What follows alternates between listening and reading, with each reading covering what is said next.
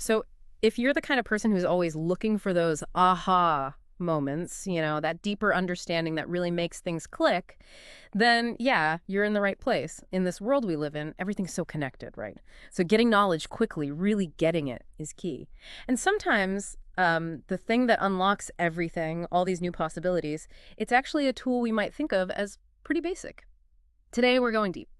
We're looking at how speaking English can genuinely, transform your world, both personally and professionally. And we're not just talking about grammar and vocab here. It's more like English as a bridge, maybe, a way to connect. Exactly. A bridge is a great way to think about it. I mean, what the sources we looked at keep highlighting is just how, well, everywhere English is. Think about it, key industries like business, science, tech, travel, entertainment. English is often the common ground. It's estimated something like 80% of scientific papers published in English, even by researchers whose first language isn't English. Wow, 80%. Yeah. So it's not just about, getting things translated. It's about being part of the global conversation. And that applies whether you're traveling somewhere new and just trying to communicate confidently or connecting with different cultures at that crucial link. Right. That really drives home how integrated it is. It's less of a nice to have skill and, well, more like essential plumbing for the modern world, maybe. If you want to be involved in, I don't know, reading the latest research or watching a film from another country without dubbing or going to an international conference, even just joining a Zoom meeting with colleagues overseas, English is probably involved. Okay, let's unpack this a bit more then. Moving beyond the big picture, let's talk about the real, tangible career benefits. This is where it gets really interesting for a lot of people, isn't it? How can speaking English actually boost your career prospects? Oh, significantly. It's a huge differentiator. We see loads of multinational companies, obviously, but even like regional companies in places where English isn't the main language. They're adopting English for important stuff. Meetings, emails, talking to clients. It's becoming the internal standard. So knowing English helps you fit into those companies better. Absolutely. The research shows it makes candidates stand out like a lot in job interviews. And it doesn't stop there. It often leads to more chances for promotion, being trusted to lead teams across borders, or even just getting picked for international business trips. Okay, that makes sense for someone climbing the corporate ladder. But I'm wondering, what about people working for themselves, like freelancers, entrepreneurs? Do the sources say anything specific about their advantages or maybe even unique challenges, maybe in markets where English isn't the default? That's a really good question. And yes, for independence, English basically just dissolves borders. It unlocks the global market. Suddenly you can work with clients or find partners, well, anywhere in the world. We see this really clearly in fields like tech, digital marketing, the creative industries. In those areas, English isn't just helpful, it's often, table stakes. It gives you a massive competitive edge over people who are limited to just their local market. Right, a global reach. That's Yeah. undeniably powerful for your career. But let's shift gears a bit. What about the stuff that's harder to measure, the personal impact? Does learning and using English do something for us, beyond the job, like for our confidence, our personal growth? Oh, definitely. And this is something the sources really emphasize. It's a resounding yes. Think about it. Every time you express yourself in English, whether you're speaking to someone or, say, posting online, you're stepping a little bit outside your comfort zone, Right. right? Yeah, that can feel risky. Exactly. But doing that consistently, it builds real courage, resilience, and not just for language, but sort of for life in general.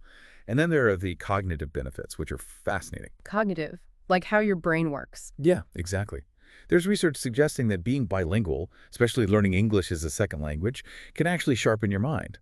Things like improved memory, better problem-solving skills. Some studies even suggest it might delay age-related cognitive decline. It's like exercise for your brain. Wow. Okay. So it's not just learning words, it's like upgrading your mental software. Sort of, yeah. It builds this cognitive reserves, makes Yeah. your thinking more flexible. That's incredible. So consistent practice doesn't just make English feel more natural. It actually helps you grow, changes your mindset, and boosts how you communicate overall. Okay.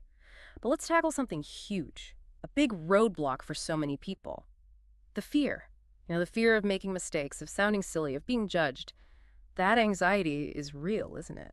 It absolutely is. And it's a major hurdle. Our sources address this directly. And the truth is, well, mistakes aren't just okay, they're actually essential. They're a core part of how we learn languages. Essential. How so? Linguists talk about something called interlanguage. It's like the unique, evolving system your brain builds as you learn a new language. Mistakes are basically signals showing how that system is developing. Think of them less as errors and more as signposts guiding you towards fluency. Signposts. I like that. Yeah. So the key is shifting your mindset. Don't fear mistakes. Embrace them as feedback. Confidence really does grow with repetition. And honestly, most native speakers really appreciate the effort. They're usually more focused on understanding you than on perfect grammar and often happy to help. That's such an important point. Focus on getting the message across, not perfection. Communicate. And it really is true, isn't it? The more you just do it, the more you speak, the easier, more natural it gets. So, okay, we've talked about why it's important, the benefits, overcoming fear. What does this all mean in practice? How can someone listening right now actually put this into action? What are some concrete, practical tips to get better at speaking English? Right, let's get practical. Based on what works in language acquisition, here are 7 solid strategies. First, practice every day. Seriously, even just 5 or 10 minutes. Consistency is key. It's like muscle memory for your mouth and brain. Okay, small chunks, but daily. Got it. Second, shadow native speakers. This means listening to English podcasts, videos, whatever, and mimicking them. Repeating what they say, how they say it. It really helps with pronunciation, rhythm, intonation, getting that natural sound. Like singing along to a song, but for speech. Kind of, yeah. Third, record yourself. It might feel weird at first, Haha, definitely weird. but listening back is incredibly useful. You'll hear things you don't notice while speaking.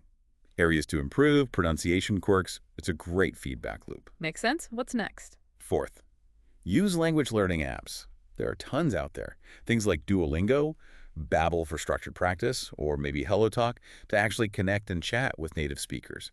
They offer good, low-pressure ways to practice speaking. Apps are handy for sure. Number 5. Fifth, watch TV and movies in English. This is a fun one. Start with subtitles if you need them to connect the sounds to the words, but then try watching without them. It trains your ear to understand natural, fast speech and all those idioms people use. Great for immersion. Okay, binge watching for homework. I like it. Huh. Sixth, join a language group or community. Find people to practice with, online or in person. It keeps you motivated, makes it less scary, and you learn from hearing others too. Good point. Accountability helps. And the last one. And finally, number 7, circling back. Don't fear mistakes. Really internalize this. Every single mistake is a step forward. It's data for your brain. Embrace the process. That's a fantastic list. Really practical, actionable stuff there. It really pulls everything together, doesn't it? The main takeaway seems to be that speaking English isn't just about learning a skill. It's genuinely about changing your life. It boosts your career, builds your confidence, connects you to the whole world. It's a powerful thing. Absolutely. So the encouragement for everyone listening is just start. Start today. Speak a little, learn a little, keep growing.